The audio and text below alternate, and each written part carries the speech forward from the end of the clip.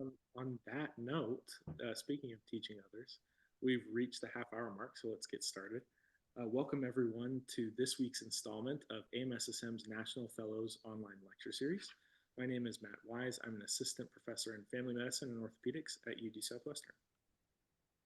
Before we get into our topic tonight, I want to remind everyone for next week's lecture on the CAQ review around the same time. For tonight, I'm very excited to welcome Dr. Andy Getzin to speak to us on sports pulmonology. Dr. Getzin graduated medical school from Rutgers, New Jersey Medical School and completed his family medicine residency at Brown University.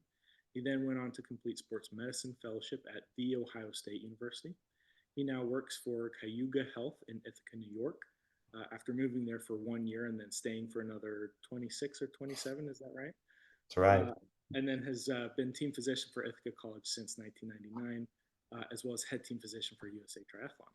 He's an international expert in shortness of breath in the athlete and is the director of one of the few facilities in the world that performs continuous laryngoscopy with exercise to diagnose exercise-induced laryngeal obstruction.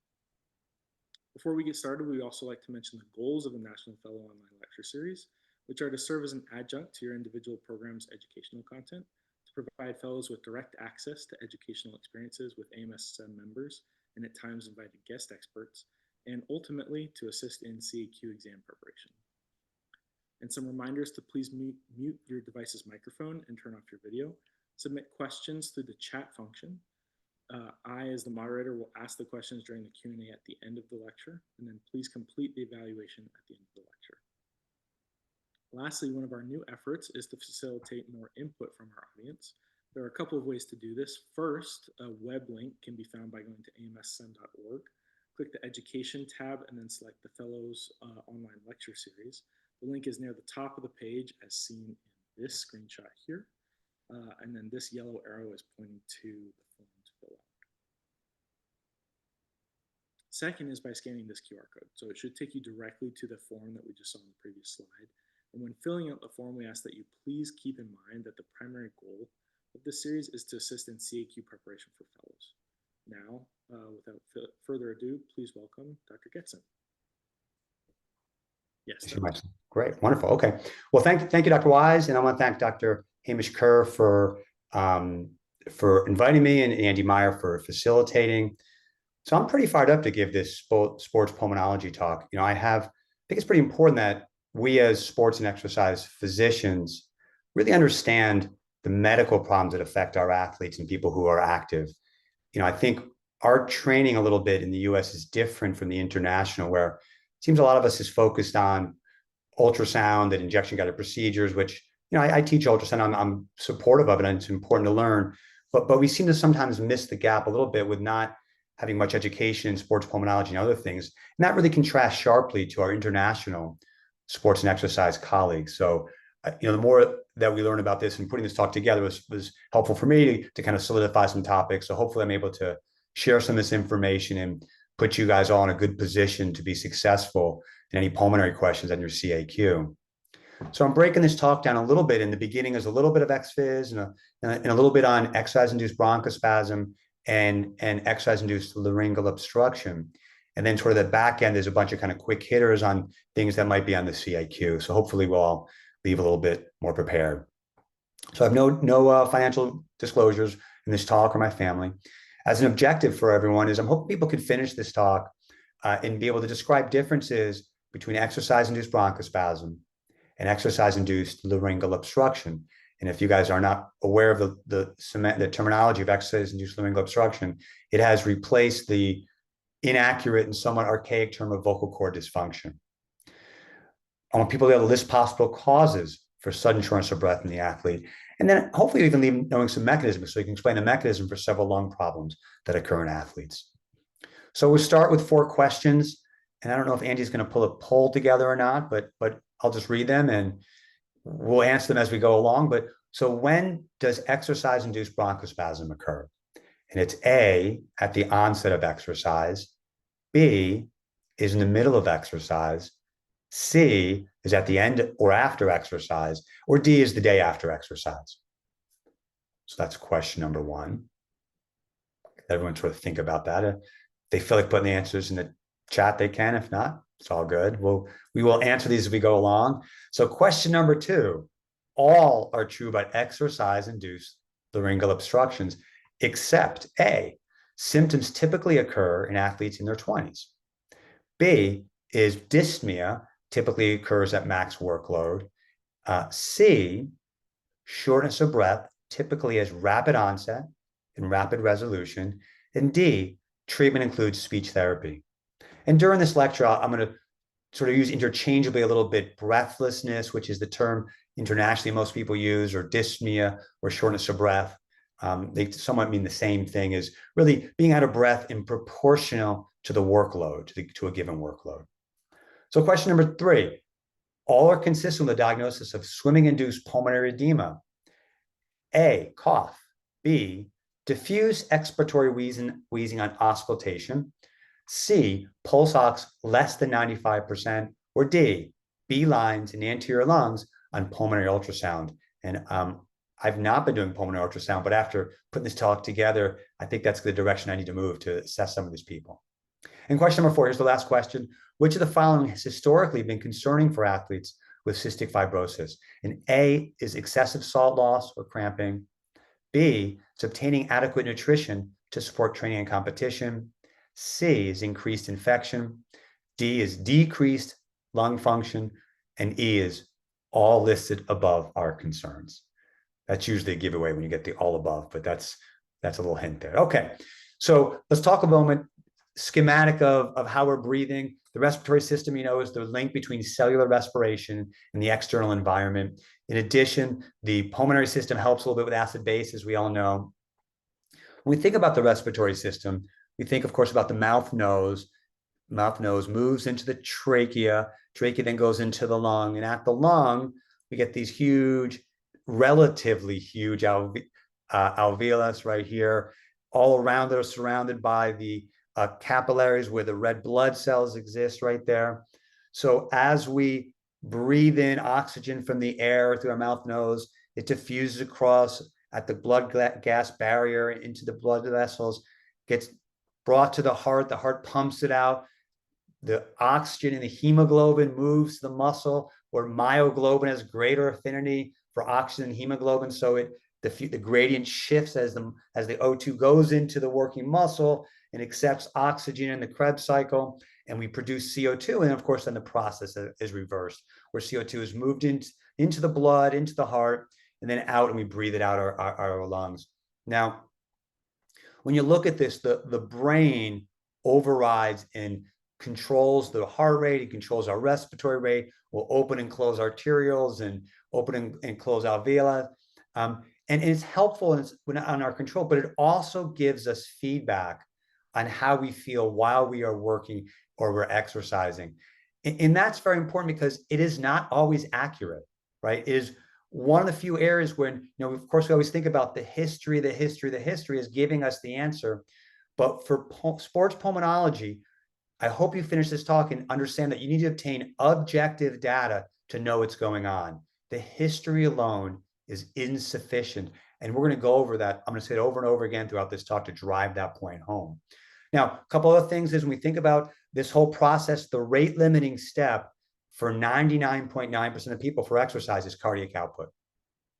So there's redundancy, just like in the kidneys, there's redundancies. There's redundancy in the respiratory system. It's really a very small, minimal subset of people who are limiting by the respiratory system. Now, another piece is in the disease state, often the exam at rest doesn't give us the answer. I'm going to give us some cases to this talk. And in most of those cases, I think all the cases, the exam is normal at rest. So you need to get more data. So how do we get more data? Well, there's a couple ways to get more data, right? We can get structural data, whether it be a chest x-ray, whether it be an ultrasound, CT or MRI, or we can get functional data. So it's important to do some sort of pulmonary function test. There's multiple different types, right? There's body plasmography, if you want to know about lung volume. There's gas diffusion to see how well gas diffuses across into the lungs. So we're looking at a flow volume loop. We're looking at spirometry, right? We do this in my office. My athletic trainer is certified to do spirometry. I do this most days in my office. We ask the patient to take a deep breath in. They breathe in as hard as they can, so they fill the lungs to as full as they can. We then ask them to blow out as fast as they can, as hard as they can, get all that air out. And most of the air they blew out in the first second, that's the FEV1. And the total amount of air volume they blew out, that's the functional vital capacity. This isn't a time flow, but it's a volume flow. So when the lung is full and we blow out, the rate of air leaving our lungs is quite rapid. Now, historically, if we wanted to know if somebody had asthma or exercise-induced bronchospasm, we wanted to see if they had obstructive lung disease. We would look at the FEV1 and we'd say, how is that changed with exercise? Does it drop by 10 to 12%, or does it get better with treatment, the beta agonist? Or we looked at that ratio, looking at the FEV1 over the FVC. But now it's actually evolved. The most recent ATS guidelines that came out in 2022, it basically recommends using the lower limits of normal based on an equation using the GLI data based on your age and your height. So we're now really looking at it more for populations and saying, where do you fit in that population? So that's changed a little bit. Now, look, the absolute number, if we talked about, used to be 200 milliliters of O2, 200 milliliters decrease. That still provides some value, but you guys should all know that the ATS guidelines have now evolved. Well, I don't know if many of you guys are doing cardiopulmonary exercise testing. I think it's a really valuable tool to get information. If your patients are having symptoms with exercise, it's so important to exercise them, right? So this illustration from an article in New England Journal of Medicine by Brazil, it was this month. And this is an article that was part of their physical activity and exercise series, which I really think is a must read for all sports docs. Over the past couple of years, they've had maybe 5 to 10 articles that fit into this series. And there's really widespread application for cardiopulmonary exercise testing. For highly active patients, you can do it for performance to help with the training program. For people who are tactile athletes like firefighters or police, that's helpful. I do it a lot for evaluating patients with dyspnea. People come to see me with shortness of breath with exercise, and they all come with a diagnosis of asthma. Most of them leave without a diagnosis of asthma. It's the most common, it's almost like a knee jerk. You go see the doctor, you can't breathe, here's an inhaler, oh, you must have asthma, without obtaining objective data, right? So need objective data. But this has also been shown to be very helpful with cardiac disease, whether it be establishing a prognosis, evaluation of treatment effect, trying to determine, is this cardiac, is this pulmonary? Again, you get this objective data. You can look at the lung function with it to see, is there any respiratory reserve? How efficient is air moving to the lungs? You can get your overall workload. So, really helpful data is gleaned from this. In Europe, they usually use a bike. Those who use a bike, their VO2 max is a little bit less than a treadmill. So talk a little more specifics about cardiopulmonary exercise testing. Historically, people have used the Bruce protocol, The Bruce by Dr. Bruce was designed in the 1960s. Dr. Bruce is a cardiologist who did a lot of his work at the University of Washington, and he really revolutionized and standardized cardiopulmonary exercise testing. And there's a lot of data that's been gleaned from the Bruce protocol over the years, which is helpful when you're just thinking about the cardiac side of things. But it's not the best protocol for fit people. It starts at a pretty easy level. Each stage is 3 minutes, and you start with a little bit of a grade and a very slow walk. And every 3 minutes, you increase the grade and the speed. And you get to stage 4, and this is like this in-between walk-run stage. So if you run, you expend more energy. If you walk, you expend less. And then stage 5 and 6 are really hard. So sometimes it's really easy, and then it goes to really hard. Well, we tend to use a ramp protocol. Most people tend to use a ramp protocol where you choose a steady running speed or walking speed, and then every 2 minutes you increase the grade. And you don't stop at some arbitrary heart rate. Basically, you push people to max. And then there are other protocols depending on what you're testing. If I want to do an exercise-induced bronchospasm protocol, we air condition the room, make it cold and dry. We follow the American Thoracic Society guidelines, which is a very short warm-up, and you immediately get them up to a high-minute ventilation, 15 to 20 times FEV1 to sustain them there for 4 to 6 minutes, measuring their FEV1 before, and then you measure it 1, 5, 10, 20, 30 minutes afterwards. These tests are very safe. The reported events, and events is any hospitalization, at this point in 2025, it's 1 to 2 events for every 10,000 tests. And that's all comers. That's people post-MI, that's people with congestive heart failure. I've never had a patient, over 10,000 tests need to be hospitalized. And I mentioned that it's important to do a max test. And how do you know you're doing a max test, right? So there's multiple ways to tell. The R value is a very accurate way looking at the R value is the amount of CO2 expired over the amount of oxygen utilized. And as you go to higher workloads and you're shifting your energy systems to more anaerobic systems, you're producing more CO2 and your R value is getting higher and higher. A Borg scale, which is a rating of perceived exertion established by Dr. Borg, a physiologist from Sweden in the 70s. His scale is 6 to 20 because he worked with college-age people. So at rest, they were 60 beats per minute. And at max workload, they were 200 beats per minute. So he said, let's make that scale 6 to 20. And if they get greater than 17, we think that correlates with getting to a max test. The 220 minus your age is not always great. It's 10 beats per minute standard deviation, 10 beats, standard deviation. So it's a good starting point, but it's not always accurate. If you're measuring lactate, you're gonna need a rise in your blood lactate level. And I think what's often missed is the eye test. Like, look at your patients. Yes, we're looking at the numbers, but you can tell when your patient looks like they're about to be dying. We always ask our patients 2 questions at the end of the test. We always say, why'd you stop? Right? That gives us really helpful data. The patient will be at their max workload. I can tell by the data, and we're coaching them up, yelling at them, you got this, go more, go, go, go. It's kind of a trick because we know they can't go more. And then we tell them to put their hands on the treadmill when they're done.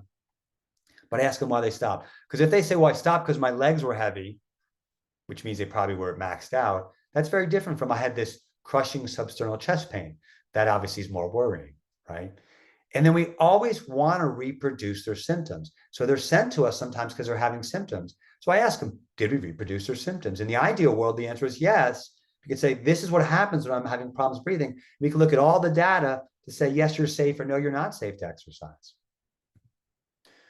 So let's transition and talk about exercise-induced bronchospasm. So exercise-induced bronchospasm is transient narrowing of the airway following sufficient exercise provocation, right? So following exercise, that's question 1. It's obstructive lung problems. They have difficulty with expiration. And this is key. The athlete may or may not have a diagnosis. There's people out there who have exercise-induced bronchospasms who've never been diagnosed, right? And they may even not have respiratory symptoms.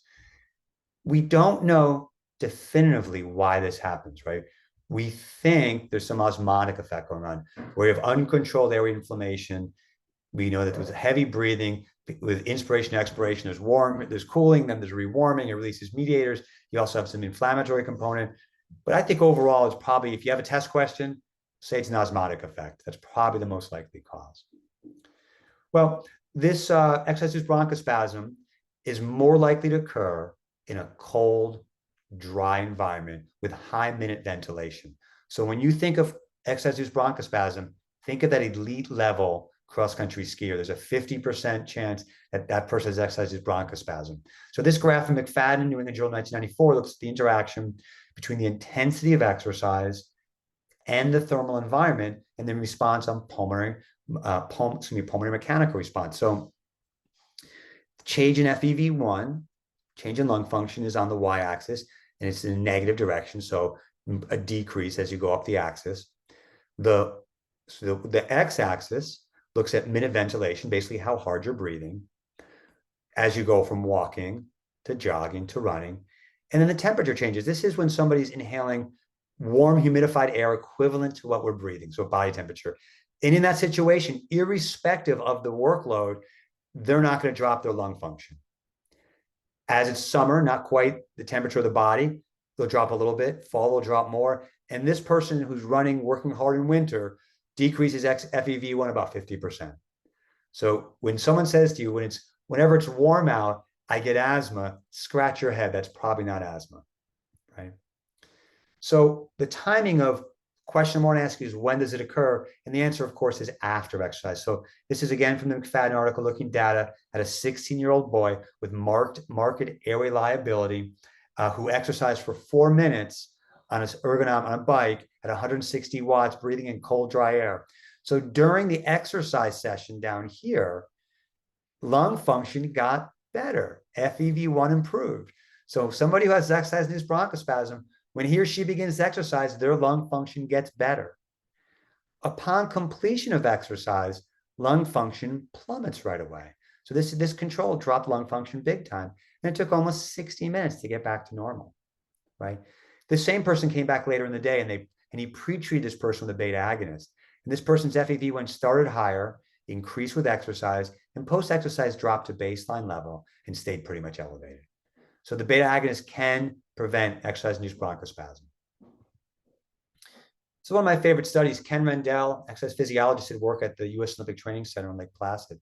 And he took 158 elite winter endurance athletes. These were cross-country skiers, biathletes, speed skaters. And he said, do you have a diagnosis of asthma or not? And then he measured their lung function right before an international level competition. So half of these were right before the U.S. Olympic trials. So these were serious competitions. And he measured their FEV1 before, and he measured them afterwards.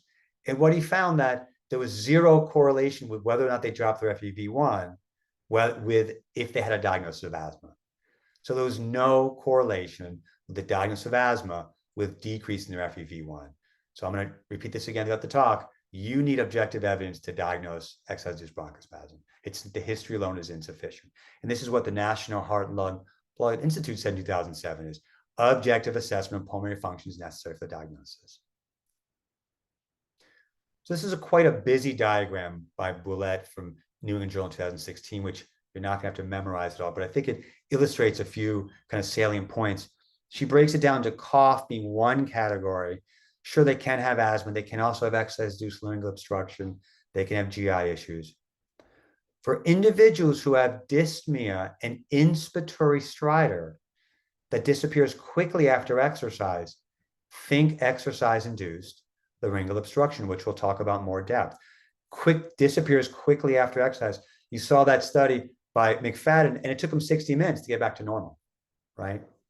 So how do they diagnose exercise bronchospasm or exercise-induced asthma? And this has evolved a little bit from the 2022 guidelines from the ATS. But if you're having symptoms, basically do spirometry. And if beta agonist helps and improves your lung function, you probably have some underlying asthma. If it doesn't help, you need to do some sort of bronchoprovocation. So we do in my lab, we do a lab test, we make a colon dry, we follow ATS guidelines. Dr. Rendell did it in the field up at Lake Placid, where he measured them before a competition afterwards. The U.S. Olympic Committee used to only accept eucapnic voluntary hyperpnea, where the individual breathes really hard and fast as if they're exercising and breathes in cold, dry air that's nitrogen heavy. You can do a mannitol test. What I'm doing more and more in my clinic these days is methylcholine challenge. A methylcholine has a high negative predicted value. It is not specific for asthma, and it measures not exercise-induced bronchospasm, but measures airway hyperactivity. So if someone has a negative methylcholine challenge, they don't have exercise-induced bronchospasm. So it's a nice test to rule that out. Now, the other piece I think is helpful down here is, what if you get a negative test, but the history, like the physical exam, your clinical sense, your word, this is exercise-induced asthma. In that situation, a couple of things. Do a different test. Try something else. Maybe another test is more accurate. Another option is to retest that person during a period of more vigorous training, because when they're detrained, it's less likely that they're going to be positive. It's sort of similar to that athlete with exercise-induced compartment syndrome. If that athlete stops exercising, it's less likely to be a positive test. So, well, can an athlete be successful and still have an exercise-induced bronchospasm? And the answer, of course, right? When controlled, exercise-induced bronchospasm does not restrict performance. This is a study by Fitch and Bree 2016, looking at the blue is all of the athletes for the given Olympics who had asthma, pretty high percent, 5%. In the winter athletes, even higher. And the red is the percentage of those athletes who got medals. So in Salt Lake, 15.6% of those winter athletes had asthma. So I might flip that and say, if you want to win a medal, maybe you should have exercise-induced bronchospasm. Maybe those athletes are training harder, so they have more reactive airway disease, that more hyperreactivity there. Let's talk about treatment real briefly. If it's cold environment, change the environment. Wear a mask, train inside. There's a refractory period. So if you can exercise at a lower intensity, there's a chance that you'll have a period where you won't have a exercise-induced bronchospasm reactivity response. We know that beta agonists tend to help. That diagram by McFadden showed that, but there's tolerance that develops. So for those athletes who are using it more than twice a month, or certainly more than twice a year, they really should be using inhaled corticosteroids. Leukotriene receptors can be helpful, and it's just helpful to know that oral glucocorticoids, they're still banned by WADA. So if you're taking care of athletes that are participating in Olympic sports or internationally, you know that. Okay, here's a case for you guys. Case number one, I can't breathe when I run. 19-year-old female college track athlete present for evaluation of breathlessness that occurs in exercise a few minutes in and resolves in 5 minutes. This is pretty common what we see. They see multiple different providers, several asthma allergy doctors who kept escalating their medication and nothing helps. Physical exam was normal at baseline. So I get some baseline data, normal chest x-ray, normal spirometry. She's not anemic. And then what we do is we do a cardiopulmonary exercise test. I'm going to pregame this video I'm going to show. This is an athlete who we're going to do a continuous laryngoscopy where she has a laryngoscope into her nose fixed to a headgear, and we're capturing her gas as we're doing a metabolic gas exchange. We're seeing that as well. And this is actually a video from a GoPro that my athletic trainer who's running the test is doing. And what I want you guys to pay attention to is at the end of the test, you're going to hear some stridor where she's breathing in and she's kind of pulling in. It's an inspiratory low pitch sound. And the video is going to flash to the screen of her upper airway, and you see that's closing down. At the back end of the video, I start talking to her about what's happening, begin the process of educating her. So let's see if this video plays out. Nice. You got this. You got this. You got this. Relax.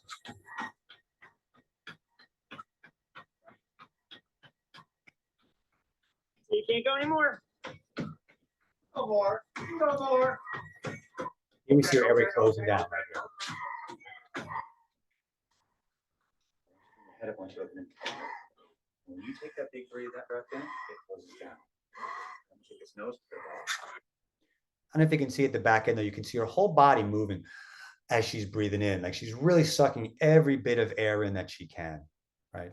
So if I can move on to the next slide, let's see if that works. All right. So this is what exercise-induced laryngeal obstruction is. The term vocal cord dysfunction is an outdated term. You guys should know it for your CAQ.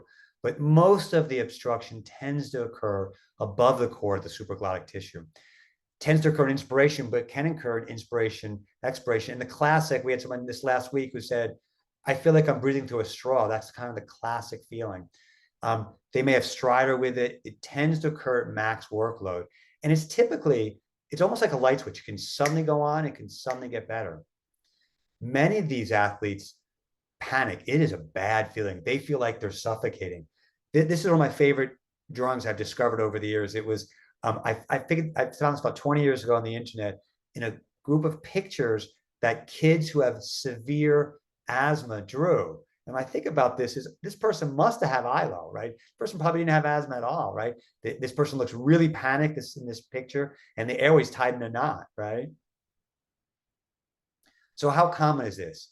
The short answer is it is extremely common. If you are a sports medicine doctor, you have seen this. Anybody who comes to the diagnosis of asthma, please be suspicious of this.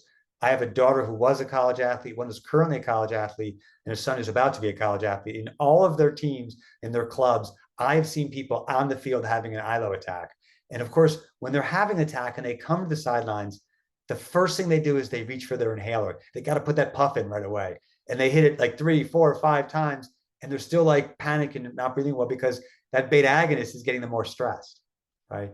So the study's been done, it's been done mostly in Scandinavia. It's probably 7% of the general athletic population, could be up to 30% of the athletic population. It's more common in females than males, and we see it more in elite athletes. So this is a study done by Waldstedt and Hull. And this is our overall collection of data, but it looks at different clinics. This is James Hull from London, his adult practice. This is an adult practice in the Denmark, in 2 pediatric in Denmark. And here are my patients at Cougar Medical Center in Ithaca, New York. And I have sort of all range of patients. So I think it's probably a better representation. This is my patients blown up. And you can see the median age is about 14, 15. So we see this question number 2 asked you is all these are true with ILO, and we don't see this in 20-year-olds. It's the 13, 14-year-old female athlete who you should be thinking ILO for. So how do we diagnose this? Now, I'm certainly aware that most people don't do continuous laryngoscopy. So there's a couple of things you guys can do. The next slide will show you what the ILO-DI scoring is, which is it has been a validated scoring system put together by Todd Olin, who works at National Jewish. He's done a great job to advance the field. But I always have my patients, if they're having symptoms, I say, pull your phone out and video it. Let's look at what's going on, right? Because I think that sometimes tells a good story. If you can do continuous laryngoscopy, of course, that's great. You also rule out other causes as well. This is this busy slide, but it shows the ILO-DI index. I have the reference below, and I have references at the end. But it asks patients, like, when you exercise, does your throat feel tight? Are you a noisy breather? Do you have control over it? Does it frustrate you? Excuse me. So these are all important questions that he's validated. So this is the Norwegian grading system, and I think it's important to understand that this is normal. Upper left here. Here is the glottis, the vocal folds. Here's the supraglottic tissue, the epiglottic folds. And as we're exercising, we want to increase our oxygen delivery to our working muscles. So we hope that this diameter gets larger, right? And that's the case in normal people who don't have ILO. But people with ILO, it starts to close down. So these folds tend to kind of rotate in. So this is grade 1. Grade 2, now you can see it's closing down more. In grade 3, this is a pretty narrow aperture right here, right? So there are people, I have a video that I used to show where basically it closes down and stays closed for like 30 seconds. And you wonder why that person has problems breathing. It must be incredibly scary, right? And so this is when it actually occurs to the focal fold. So it does occur there as well. Well, treatment. This is this article by Clem and BGSM, and the diagnosis was very broad, and respiratory education is the key. I think the process begins in my clinic when I'm testing somebody and they're developing ILO on the treadmill, and the patient's kind of freaking out, and the parents sitting over to the side, they're freaking out, and they look over and they see that we're pretty relaxed because we're not worried. And part of it is to tell these people, you're going to be okay, right? Nobody knows why this occurs. My theory is that people reach their max, and it's the cardiac output that's limiting them. So they think something in their brain says, well, if I just breathe harder, I can override that level of max workload, and I can get more air in, which will help me exercise to a higher level. So I think they try to pull more air in, and by doing that, they close down their airway, right? So most of our people get speech therapy. There is a role for surgery for those who aren't getting better. It's happening less and less. This is a video of therapeutic laryngoscopy for those who are not getting better. We bring them back and we give them biofeedback. We put the scope in, have her do intervals in the bike where she sees her upper airway, and we teach her how to relax her neck, relax her chest, belly breathe where she's expanding her abdomen, not her chest. So they're wanting to come together and wide open.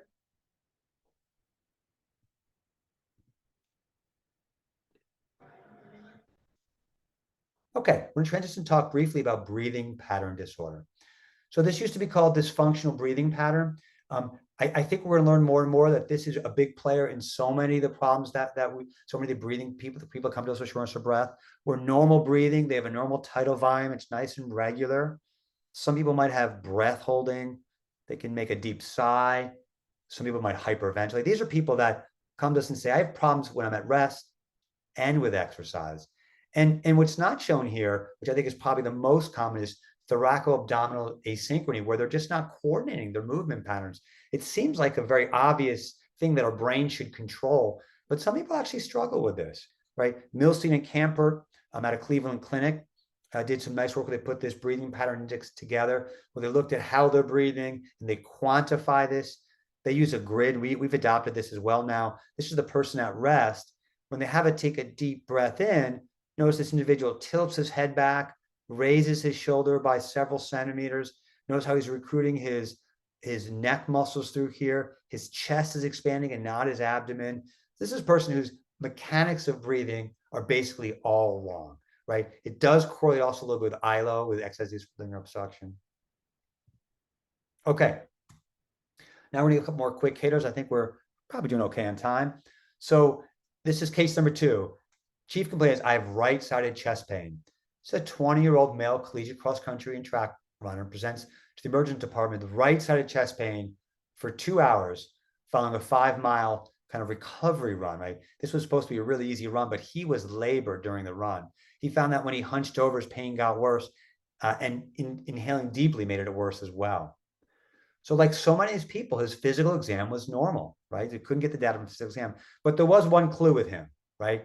So if you look at his height and his weight and his BMI, he's a tall, thin, young male, right? I see Matt's smiling, right? He's got this, right? So this person has a spontaneous pneumothorax, right? This is not so uncommon. You probably have all seen this, right?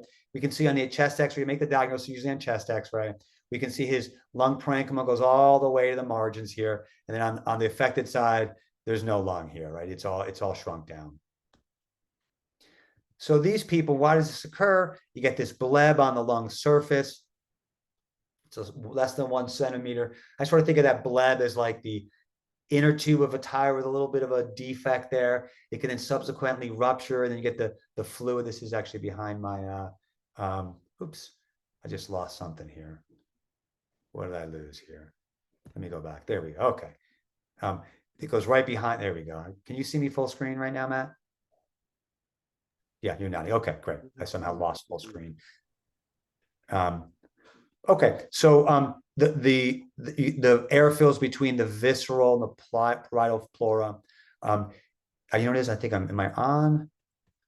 I apologize about mid slide. Let's try this right here. That didn't give me full screen. We'll try it again. Okay, now I'm full screen. Are you seeing me clearly, Matt? Yeah, we can see clearly. It still is the spontaneous pneumothorax slide. That's where it should be. Okay, thank you. So this secondary, who do we see this in? We see this in men, 20s to 30s. It's rarely women. And then these people usually know exactly what time this happened. I was fine until 4:51, and then suddenly I didn't feel right. Oops. Okay. It says your shared screen is paused. Huh. Am I not sharing that? Nope, you're still sharing. You're still on the. Okay. All right. I apologize about this brief. What's going on here? All right, here we go. Okay. I've lost the ability to forward my slides. Okay, I'm going to do a quick second readjustment. I'm going to share again. I'm sorry about that. I'm going to make this smaller. This is like the intermission of the talk, right? You guys can stretch your legs and take a deep breath, maybe. There we go. Sorry about that. Okay, we're going to do this here one more time. Okay. I'm going to go back. Okay. I think I'm tight now. Okay. Perfect. Okay, so sudden onset of ipsilateral chest pain, dyspnea, physical exam is usually normal unless they're having a tension pneumothorax. These people might be anxious. That might be the only finding, that they're in the ER and they're just nervous, right? If they're having a tension, they can obviously have tachycardia, tachypnea. They can have hypotension. The way to diagnose is with the CT and chest X-ray, but I think ultrasound is really becoming more diagnostic, right? You lose that normal lung sliding, and it's a pretty simple procedure. Look, I don't know, for our ER sports docs are probably already tight with that. So treatment, it's a little bit size dependent. Observation, these tend to spontaneously resorb about 1 to 2% per day. Northfield did a study back in 1971, which showed us that if we give 100% oxygen, we increase the resorption rate by 4 times. Chest tube for those who have big defects, or certainly those for spontaneous pneumo. Now the challenge is, I think about this a little bit like a first time anterior shoulder dislocation, right? Do you do surgery? Do you not? Like, we know there's a recurrence. The same thing occurs with spontaneous pneumothorax. Large percentage of people recur. So do you do a pleurodesis right away? Probably not.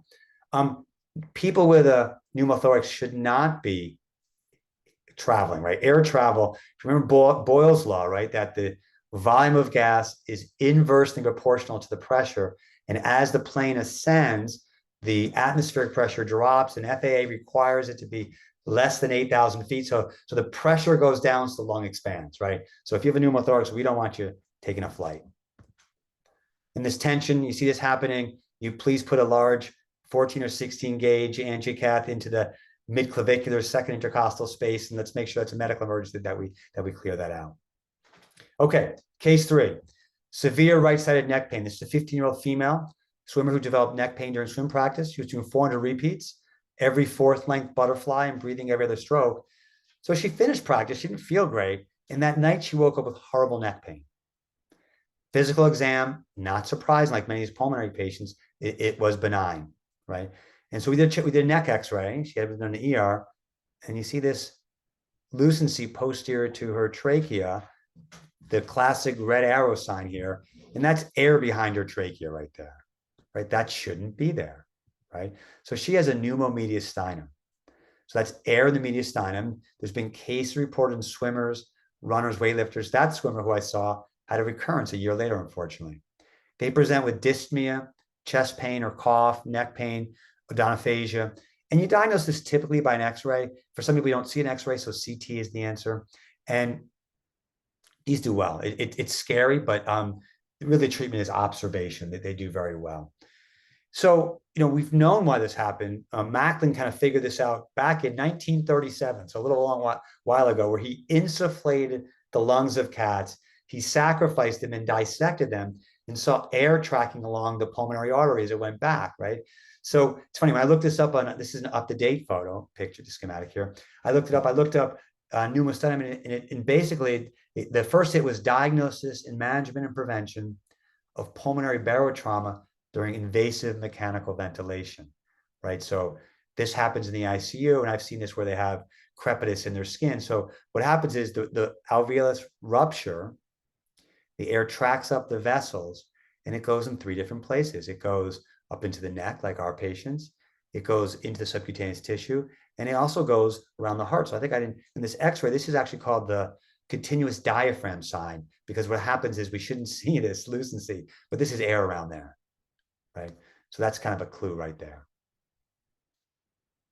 Well, let's look at a electron microscopy of the blood gas barrier. So like this kind of always blows my mind the more we learn about and see about the human body, because this blood gas barrier has to have 2 purposes, right? It has to be really thin so oxygen can diffuse from the lung and CO2 can diffuse into the lung. So it has to be a very small space for diffusion to occur, but it has to be strong enough to maintain the pressure from the arterioles, right? From the arterioles. So if you look of a blowout of this little area right here, you have the type 1 alveolar epithelial cell, you have a fused basement membrane right here, then you have the endothelial cell of the capillary, and it's small, right? And so if the pressure gets higher in here, it may damage this, right? And there's cases where that happened. So here's an example of a racehorse, right? Their pulmonary capillary pressure, can get up to 100 millimeters of mercury. And one of our attendees, who I put a message in the chat right at the beginning, that horses bleed. And that's exactly right. This is what happens, right? Is blood goes into lungs, and they see it coming out of the horse's nose when they're driven to that high levels of workload. Well, what about in humans? Does this ever happen in humans in supraphysiologic conditions? And of course, the answer is yes for this talk, right? So here's a long queue waiting to get up the top and summit Everest, right? I'm not sure I want to be these people waiting, was it 28,000 feet? I'm not even sure the exact measurements, but it's, yeah. So these people are certainly at risk for developing HAPE, or high altitude pulmonary edema, where because of the partial pressure of oxygen so low up here, that we close off and shut down certain arterioles and redirect the flow to other arterioles, and the pressure exceeds that very thin layer, and they bleed into their lungs, and they have to descend, right? What about swimming? Can you get this swimming? And of course, the answer is yes. That's why I have this slide. But these are people doing a triathlon where the water's cold. We think maybe wetsuits contribute. When it's cold, we want to preserve the blood flow and warmth to our vital organs, so the blood gets shunted to the trunk and the abdomen, away from the legs, and consequently we increase the preload, which can increase the pulmonary capillary pressure, and we can develop swimming-induced pulmonary edema, right? This is a problem that's actually relatively common in swimmers, right? These people develop sudden onset of dyspnea, cough, and sputum production. can tell you when I've seen it's often pink and frothy sputum. The cold water definitely contributes. And the early studies were on Israeli army officers, and they were mostly in men. But Hardstad did a lot of work at Sweden's largest outdoor swim event called the Van Brossimingen. It might be missing a syllable there, where they have every year there's 10,000 swimmers who swim 1,000 meters or 1,500 or 3,000, and it's cold, the water. This is Sweden. It's 15 to 20 degrees Celsius. And it's a great population that's captured because they're basically 250 kilometers north of Stockholm, and they're 50 miles from a hospital. So they're able to really capture these people. And so what they've realized is almost 1 in every 100 women in this race develops SIPE or swimming-induced pulmonary edema. They're usually healthy. They get increased pulmonary vascular pressure. And to make the diagnosis, it's the history, it's rails on exam. So I asked the question number 3, and it's not expiratory wheezing, which is asthma or exercise bronchospasm. It's rails, which is pulmonary edema. And it's a drop in their O2 of less than 90%. And lung ultrasound is incredibly helpful. These people mostly resolve in 24 hours, but the problem is it can recur. This is the algorithm that she worked out, that if you drop your O2 less than 95% and you have crackles, you probably have SIPE. If you have neither, you probably don't. It's the people in the middle that you want to do lung ultrasound. And A lines, which are normal lines, horizontal lines, are not the case, but it's when you have consolidation and you have fluid, you get these B lines, these comma tail lines, and they occur in the anterior lung fields, not posterior, in those anterior fields. And maybe because people swim on their belly, it's possibly, and maybe gravity's bringing the fluid down to the anterior lungs. I have a slide on pulmonary contusion. This is pretty uncommon, but it exists. And when I've seen this, it's people who get basically hemoptysis after trauma. So I saw a soccer player went for a 50-50 ball and took a shot to the chest and was coughing up blood. And that's pretty alarming for the athlete, right? Most of these people are fine. He went to the emergency room, chest x-ray. This chest x-ray is abnormal, but they're usually normal in the first 24 hours. It might take 40 hours for it to look abnormal. This person had a CT, and there's just this little blush of fluid right here in the CT exam. So they tend to present with hemoptysis, dyspnea, or chest pain. They might be tachypnic. Chest x-ray, which could be delayed. CT scan is probably the gold standard. And again, treatment's observation. For many of these problems, it's observation, right? Spontaneous pneumothorax, swimming-induced pulmonary edema, pulmonary contusion. Observation's often enough. So the last thing we're going to talk about, and I think we're probably okay on time here, is cystic fibrosis. Cystic fibrosis, the advancement in medicine just makes me happy I'm a physician. It's been amazing, right? This is the protein on the cell membrane that's the gated channel for chloride and for bicarb. This is an autosomal recessive mutation in the cystic fibrosis transmembrane conduction regulator. It's common. It's 1 in 3,500 births.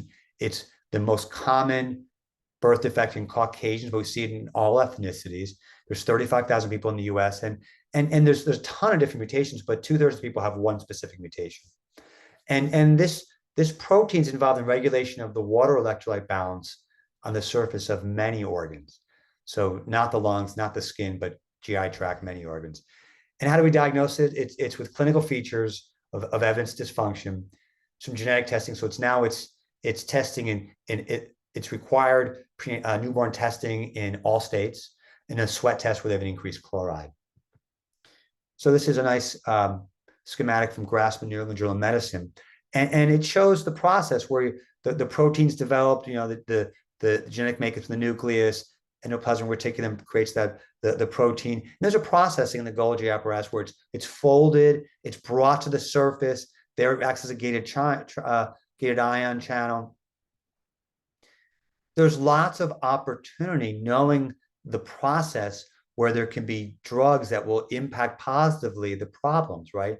Whether it be class 1 problem, where there's a problem with creating it, class 2, where there are problems with folding it, class 3, where they correct it a little bit, class 4, they bring it to the surface, they keep it there. So they've a lot of biochemical work looking at this. And the problem is when these aren't working, you get lots of abnormal problems. You get abnormal cilia, you get sludging on the surface, which attracts neutrophils, and you get mucus retention, and you get then bacteria, and it becomes a big problem.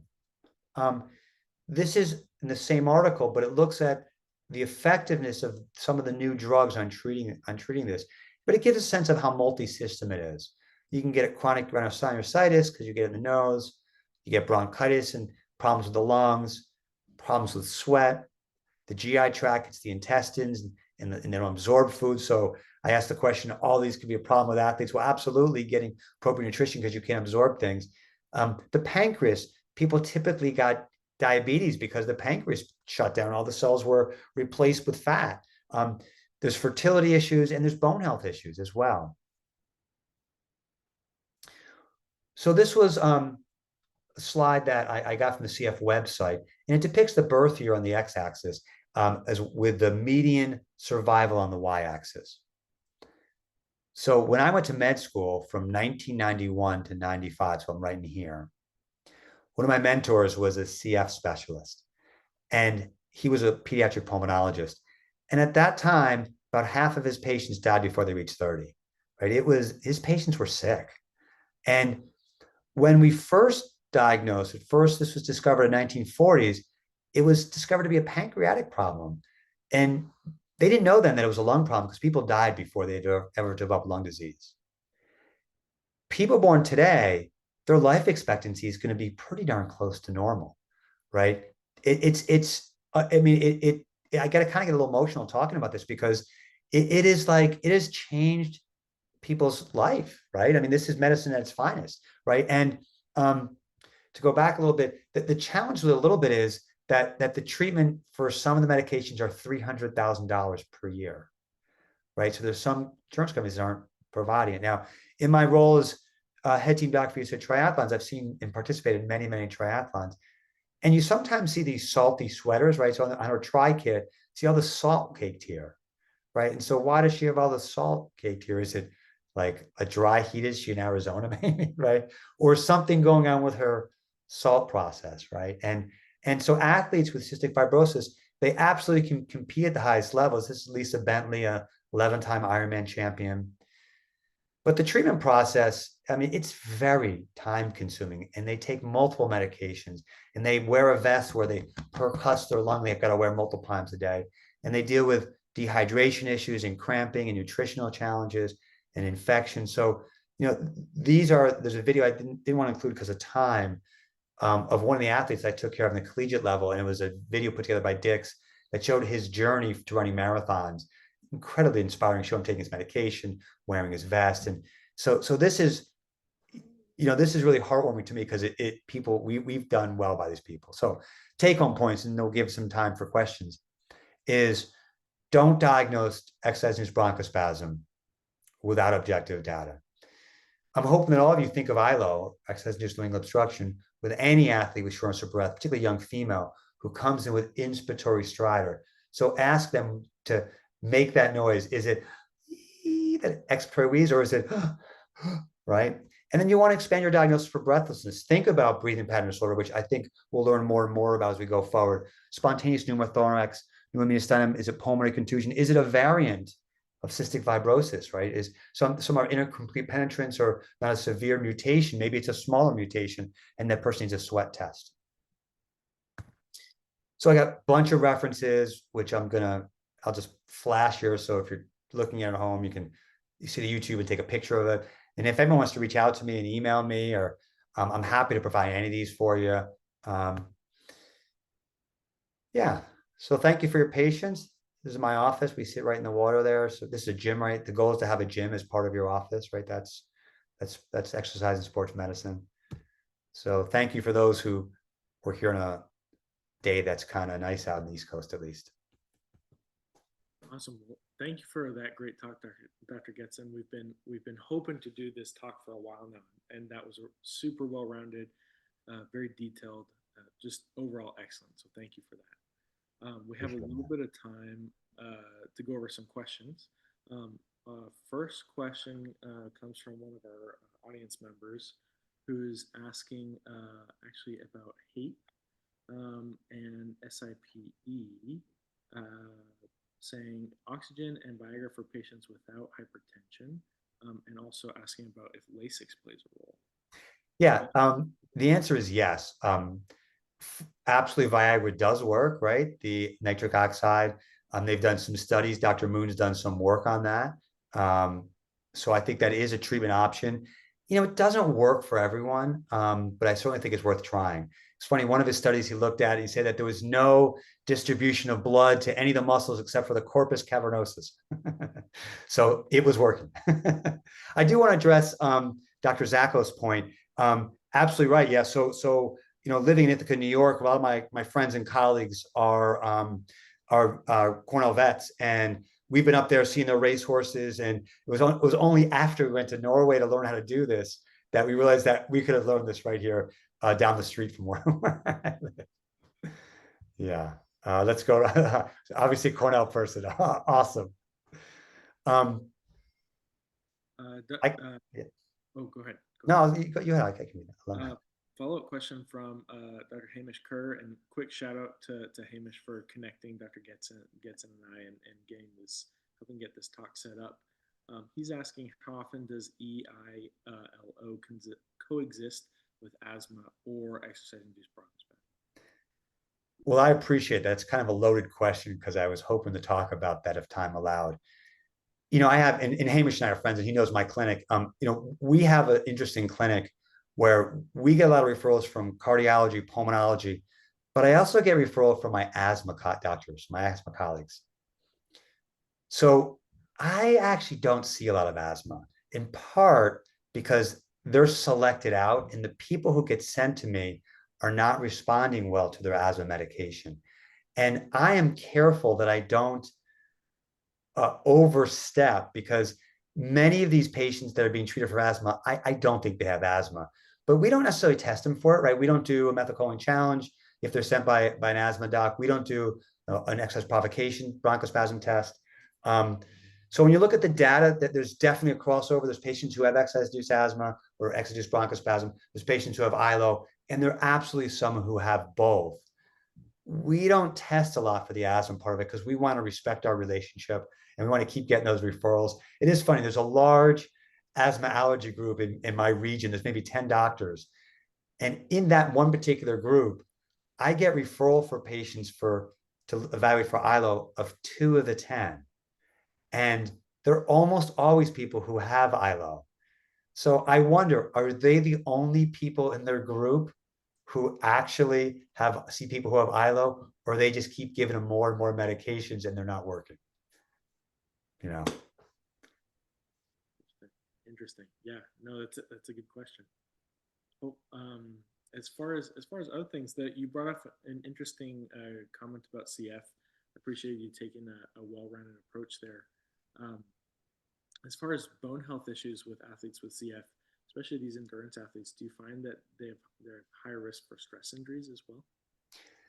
Yeah, I mean, to be honest, I don't know the answer to that. I would say probably. I don't see enough of the CF athletes. So the last CF athlete on the collegiate level I saw was our collegiate field hockey goalie, and she had diabetes until she was put on this triple therapy that helps with folding of distributing the protein to the surface. It's amazing. And she lived in Baltimore. So she lived right next to Hopkins. So most of these patients, these CF people, they get their care from major CF centers. And so I don't know if anyone's listening who's by a CF center, but the data shows they do better, right? So I see Dr. Moore, who's a colleague and friend, comments about breathing pattern disorder, and he's an very elite runner. And yeah, you can hear it in runners where their breathing patterns off. And we see this more and more, and I think we need to have a better means to diagnose it. I'm trying to use the cardiopulmonary exercise test, where I'm looking at breath by breath assessment to say, is their tidal volume the same for each breath, and is the rhythm the same? Now that's just with exercise, but sometimes they get this like in class, or they get it like when they're walking gradually. So it's not always high workload dependent breathing pattern disorder.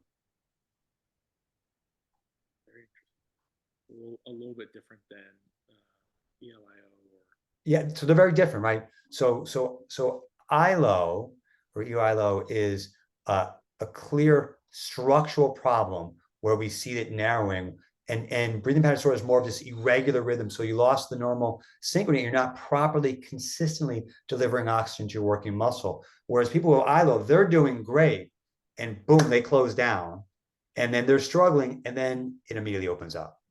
Yeah. So there was a question about the mechanism from Peter, and nobody really knows. So I'm postulating on the mechanism. We see these people, and it's somehow they're recruiting accessory muscles. And why does it occur at max workload? I think I do think there's some part of their brain that's trying to override their physiologic oxygen limit. So I think that. I think they're trying to then subsequently trying to really pull more air in, and by doing that, they close down. And when we get these people to relax their upper airway and calm down, they do very well. To expand a little bit more on that, even just in 30 seconds, is the speech therapy kind of has two parts. One is to try to prevent ILO from developing by teaching people the appropriate head position, so it's not stuck way forward, that they're not recruiting accessory muscles, that they're nice and straight and they're bringing their shoulders down. But when they get an attack, there's ways to push the airway open by altering the pressure through their glottis. We call it biphasic breathing. Dr. Olin kind of realized that with his patients because he saw that when he was doing a therapeutic laryngoscopy, a patient was crying, and when she went to cry, and she closed her airway down, then she opened it up and it popped her airway open. So we teach our patients biphasic breathing to pop it open. Gives them a tool for their toolbox if they're having an attack. How much of the speech therapy involves the visual feedback like you showed in your video? Very rarely, very rarely. Most of our patients do better in 4 to 6 sessions. The challenge is finding the speech therapist, the speech language pathologist who understands this problem, right? Some of them,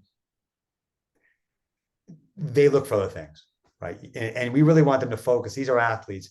And look, if you send someone to physical therapy for a back problem, that person needs to first learn how to recruit their TA and activate their muscles, and there's neuromuscular control. When they can do that, you then progress them to, okay, now can we challenge that by doing dying bug? Or can we now challenge that with you standing and rotating? And can you continue as you progress to sport activity? And that's the same thing for speech therapy is, can you do it looking in the mirror? Can you do it walking around? Can you do it in an easy jog? Can you do it in light practice? And you want to get to the point where you're no longer having to think about it, but you're keeping your airway open. So you're involuntarily, or excuse me, unconsciously keeping it open. Yeah, that does sound like you would need the right speech therapist for that. Right, right. Rex asks if there's any correlation with laryngomalacia as infants and increased risk for ILO as they get older. There sure is, Rex. Nice, well played. Absolutely. There's been some research in the pediatric world comparing the two, and there's some floppiness to it, so it tends to collapse in a little bit easier. So the answer is yeah, there are people, and so it is good for all these people. I'm not an otolaryngologist. I mean, I've seen quite a few, areas at this point in time. I will say that how I learned to do this is I was mentored by an otolaryngologist. I work for a hospital, so I had to have 100 supervised CLEs done. But I do think it's not a bad idea to have someone evaluated by an otolaryngologist say, is there an underlying structural problem causing this? Yeah. Thanks for bringing that up, Rex. Awesome. Well, I think that is all of our questions from the chat. We've gone over already. So thank you again, Dr. Getzin. This was excellent. Props to our active audience, probably one of our more active audiences in the 2, maybe 3 years I've been doing this. So really excellent talk and conversation, and we really appreciate it. Absolutely. Thanks everyone for attending. Appreciate it.